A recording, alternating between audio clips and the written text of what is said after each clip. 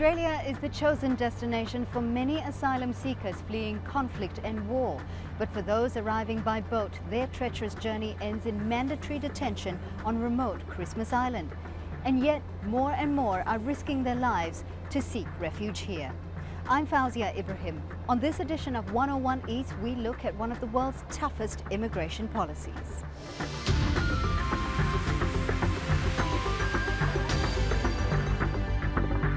Increasing numbers of refugees, mainly from Afghanistan and Sri Lanka, have entered Australian waters in the last year. Their arrivals have put the Rudd government's border protection policy under pressure. Nick Lazaridis reports. Rugged, remote and visually spectacular, Christmas Island was formed when an ancient volcano burst through the Indian Ocean at the end of the last ice age. It's known for its awe-inspiring annual invasion of migrating red crabs. But recently that's been overshadowed by a migration surge from another source. Boatloads of asylum seekers bound for Australia. And as the civil war in Sri Lanka intensifies, Indonesian authorities have warned the Australian government to prepare for an influx of asylum seekers. The warning comes as Indonesia grapples with another boat. With no end in sight to the influx, Prime Minister Kevin Rudd is taking a tough stance. Christmas Island is crucial to his plans, with a policy of forcibly removing boat people to this secluded territory and detaining them indefinitely until their claims for refugee status are determined. Against growing concerns about the escalating numbers of asylum seekers housed in its new immigration detention centre, the Australian government remains resolute. If you come without a passport, without a visa, you will be detained, you'll be interviewed, and we'll go through all those checks. It's, in my view, a reasonable migration policy that says you control who arrives in your country and you assess who they are.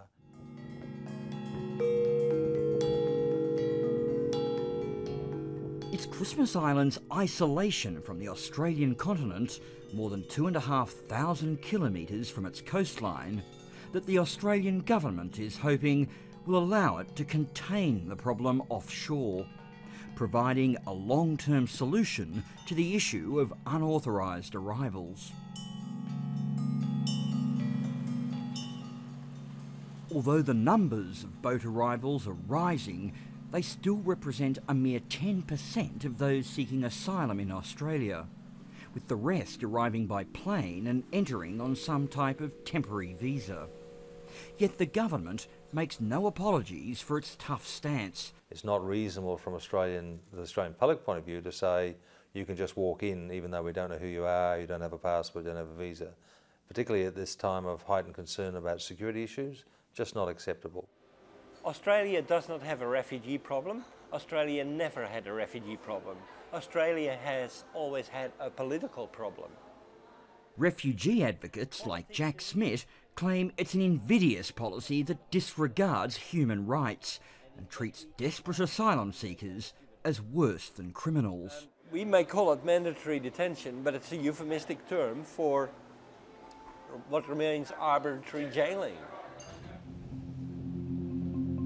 Mandatory detention isn't the only issue of contention. Also highlighted is the Rudd government's continuation of laws that extract almost all of Australia's islands from the official migration zone. We have excised 4,600 islands from the full reach of the United Nations Refugee Convention obligations. If we lock up somebody because they arrive by boat, we discriminate refugees based on the mode of arrival, on the manner in which they arrive. A straight undermining of Article 31 of the UN Refugee Convention. Since the first boat people arrived on Australian shores in the 70s in a bid to escape the violence and misery in Indochina, the subject of unwanted boat arrivals has become something of a national obsession and a political tool. We will decide who comes to this country and the circumstances in which they come. It was former Prime Minister John Howard who developed the so-called Pacific solution, sending asylum seekers to Papua New Guinea and Nauru.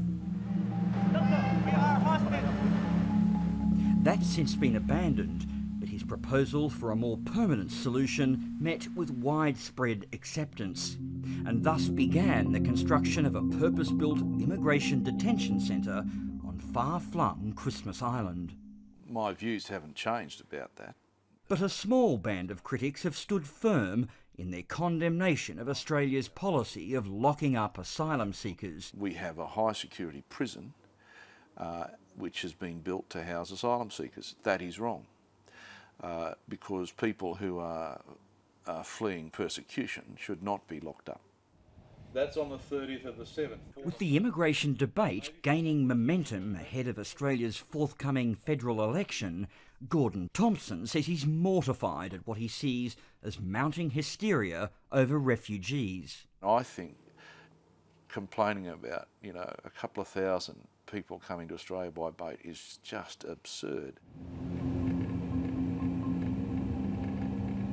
It may be a natural paradise, but Christmas Island's rough terrain has limited any widespread human expansion. But for those searching for a suitable location for Australia's new offshore detention centre, the island's inhospitable nature provides a deterrent to both would-be asylum seekers and prying eyes. Well, it's taken me half an hour's drive across the island to get here, but this perimeter fence is as close as I can get to Australia's new immigration detention facility, a place that can only be described as a high-security prison. Now, the media is banned here, but for many Australians, this facility, represents a necessary step in protecting Australia's national security. But while national security looms large in the immigration debate, there are other, less noble factors at play, including what academics have long described as an historical undercurrent of xenophobia. As more and more illegal aliens learn of the holiday that they can have when they illegally enter Australian waters, many more will follow. The increasing number of boats has reignited political debate and encouraged a slew of nationalist anti-immigration videos surfacing on the net. Certainly immigration is always an emotive issue, and when there are issues that really spark that debate, then the debate can on occasions get a little out of hand. As Australia's boat people debate continues to grow at a pace some believe is out of proportion to the threat that it represents, certain sections of the media insist that it's a live issue. Are these economic migrants wanting a more comfortable life in Australia with benefits that aren't available in the countries they're leaving? And is the Rudd government's refugee policy leading to more boat people simply coming for the money? Christmas Island is bulging. Not surprisingly, opposition politicians have been criticising the Labor government's policy and its detention centre as being too soft on asylum seekers. We literally have a highway on the sea now running to Christmas Island, and Christmas Island essentially operating as a visa factory. The member for Sturt. Thank you, Mr. Speaker, and my question. Against heightened concerns about a rise in xenophobia, Prime Minister Kevin Rudd remains unconvinced. There in Australia is a strong fundamental tradition of racial tolerance and inclusion in this country of which all Australians are proud.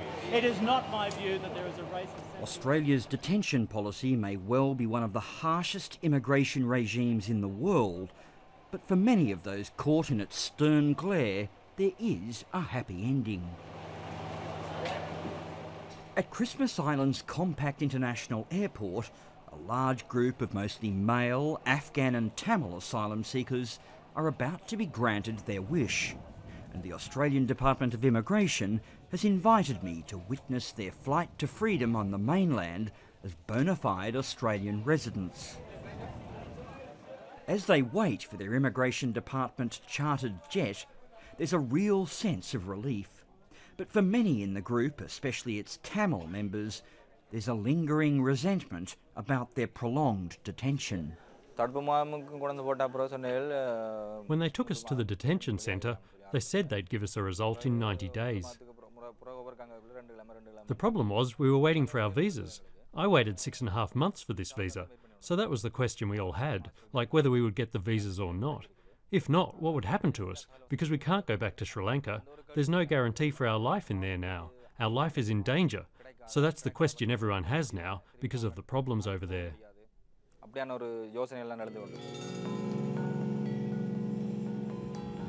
While this group is free, on the other side of the island, almost 2,000 asylum seekers continue to languish behind the Immigration Department's high security fence, anxiously pondering an uncertain fate.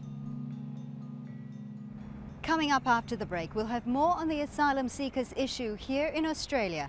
Stay with 101 East.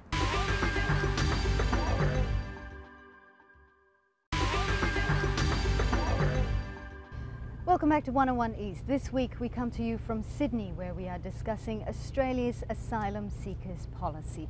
And joining us now is Laurie Ferguson, Federal Member of Parliament.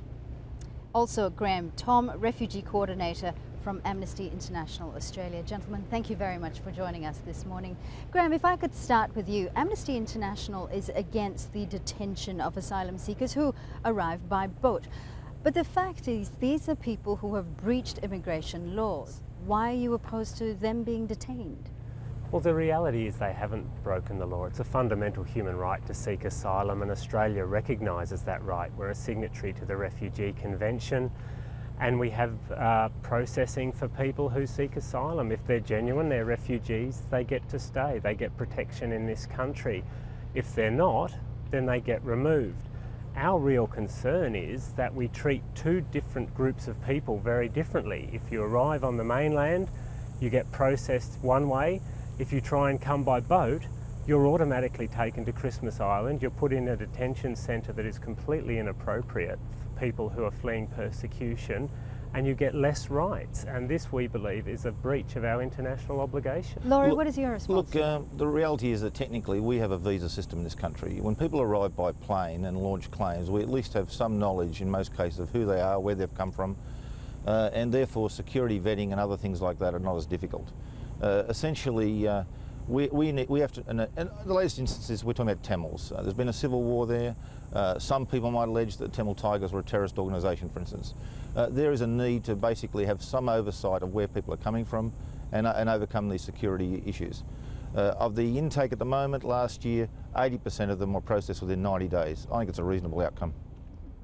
Well, I think that part of the problem is you don't need to keep people locked up while the entire process goes on. What would you suggest then? We have a system on the mainland here where once security, health, identity is done, people are released into the community. The problem is on Christmas Island, that can't happen. It's a tiny island. There's only so many houses there for the 1,000 people who live there already.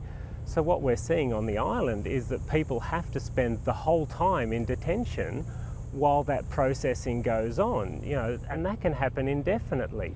That's Laurie, the problem with this country. It can happen indefinitely, technically, but the reality is, I said, 80% within 90 days. Only 1/3 of those that have been any longer was through the actual actions of the government.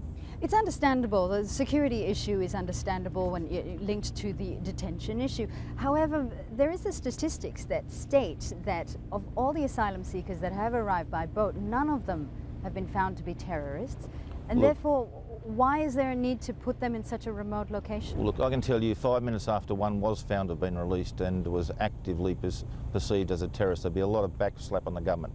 We've already had 4 that were contentious, and even that's an issue. I want to see people basically part of this society as soon as possible, contributing out here with their families, but there's a need for some processing, some oversight.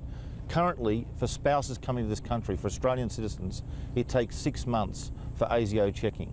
So look, I don't think that a processing time in general of 90 days or less is unreasonable.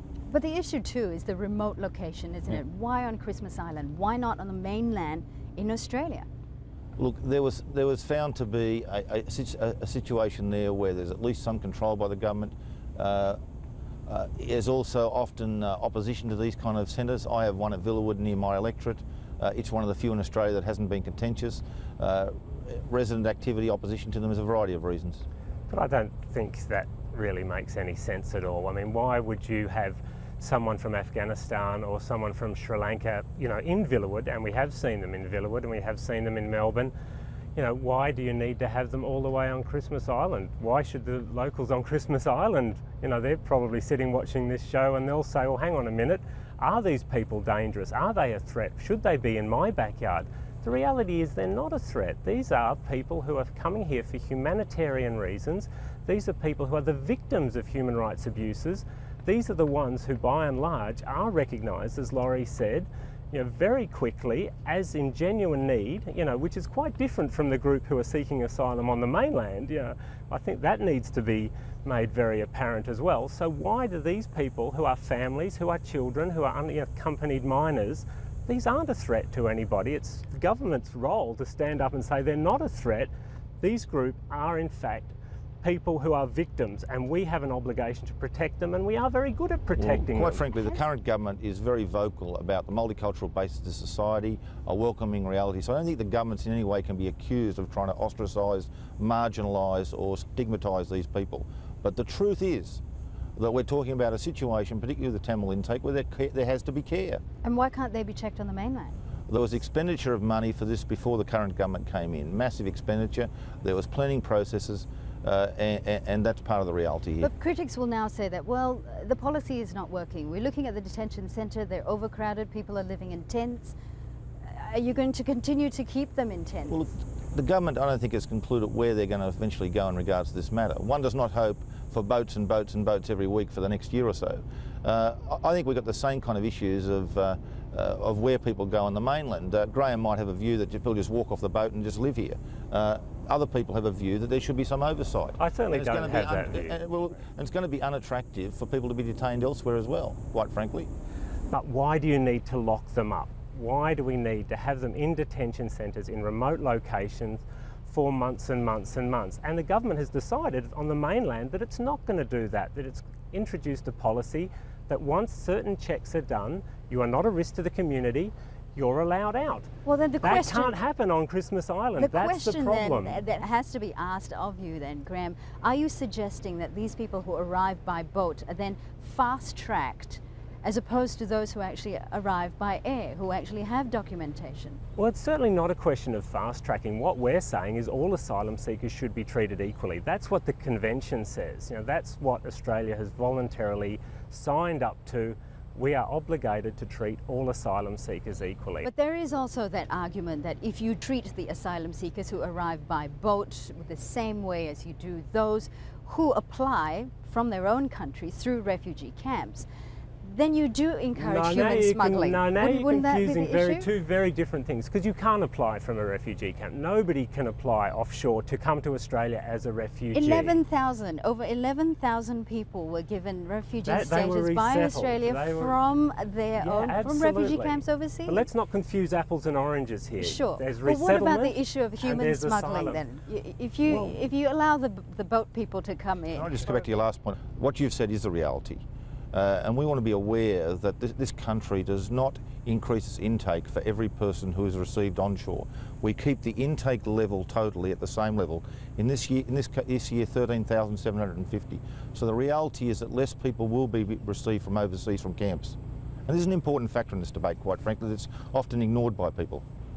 And it is a very important part of Australia's policy, because Australia is the only country that has linked its onshore program with its offshore program. And so these questions that you're raising, do you think it's fair that somebody in a camp, as opposed to somebody onshore, this doesn't happen in the US or Canada or Sweden, where they also have offshore programs, but they also have obligations to people who arrive onshore. But in Australia, they're linked. We've put a cap on the number of places.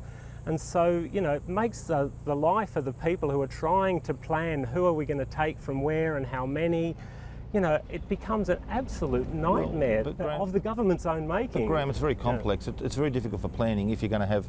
I'm not in any way disturbed by the number of people coming by boat per se, right? But you know, into our planning, it is difficult if you have an incredible number of people coming by boat as to your long-term planning. Yes, we want diversity. We're 1/3 Africa, 1/3 Asia, 1/3 Middle East this year. What do you do when the people in the boats are largely from one part of this world? And they in turn have chain migration, both from family and from humanitarians. I don't know whether you're aware of this. Half of the current intake are humanitarian as opposed to refugee. They're people who've got family already here. And this becomes a very big constituency in the debate in this country. So I think there's a lot of other issues in this. Well, another debate that keeps coming up in this country is the issue of asylum seekers, refugees, particularly during an election year. Something that a lot of people accuse Australia of when it comes to asylum seekers is being xenophobic. Is that a fair accusation? Absolutely not. We don't have any distinction in regards to where the intake comes from. We're non-discriminatory. We don't divide the world like some other countries that Graham's been praising into specific countries. We get specific numbers. But that's not the question. The question really is Australia xenophobic when it comes to asylum seekers, when it comes to refugees? No, it isn't at all. Because it does become a hot button election issue. It can be when people exploit it. The reality is that the latest survey in this country of national opinions showed that 70% of people believe in a diverse immigration intake. 60% of those who had an opinion said at a time when we had a record migrant intake that they liked the level, that it was, and some said it could even go higher. All the attitudes in this country are very positive. 70% of people equally said, I feel that I can trust people from other cultures, I feel comfortable with them. This is essentially, compared to most countries, a very tolerant, diverse country.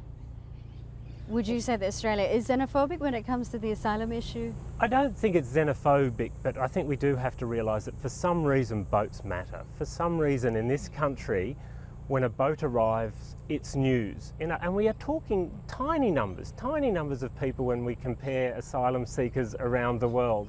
And yet in this country it becomes front page news. It doesn't seem to matter who they're from or where they're from. Well, Laurie, why? Why do you think these boats seem to threaten Australians? Despite globalisation, despite your news going around the world, there's probably a sense here that we're an island, we're a bit separate, we're distant. Perhaps also despite the fact that we are diverse, we historically were predominantly Anglo-Saxon, we're in an Asian part of the world, we're obviously reaching out the whole time towards that, but I think they're possibly related to the problem. I'm afraid we're going to have to leave the debate there. And that's all the time we have for this edition of 101 East from the team here in Sydney, Australia. Thanks for watching.